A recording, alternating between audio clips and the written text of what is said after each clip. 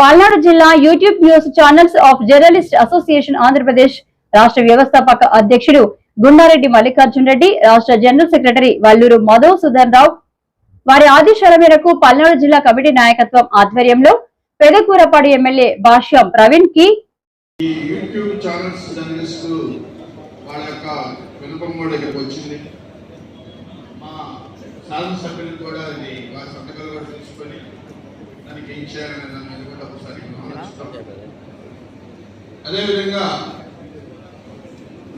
మరి కడియాల వారు doctor cell ఉపాధ్యక్షులు ఒక నిమిషాలు మాట్లాడవలసిందిగా కోరుతున్నాను.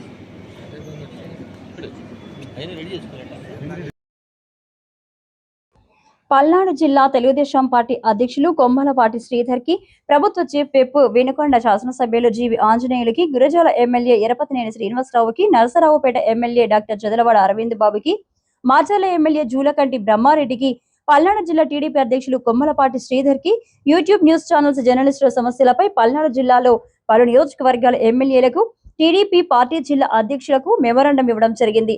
ఆంధ్రప్రదేశ్ వ్యాప్తంగా యూట్యూబ్ ని ఛానల్స్ నడుపుతూ యాజమాన్యాలు ఎంతో ఇబ్బంది పడుతున్నారని, కావున యూట్యూబ్ ఛానల్స్ ని గుర్తించి అక్రిడిటేషన్ కార్డులు, ప్రభుత్వ రాయితీలు, ఇంటి స్థలాలు, హెల్త్ కార్డులు మంజూరు చేయాలని, అదేవిధంగా నూతనంగా ప్రభుత్వం ఏర్పాటు చేసిన అక్రిడిటేషన్ కమిటీలోకి యూట్యూబ్ న్యూస్ ఛానల్స్ కు అవకాశం కల్పించాలని ప్రభుత్వాన్ని డిమాండ్ చేస్తూ వినతి పత్రాలు అందజేయడం జరిగింది.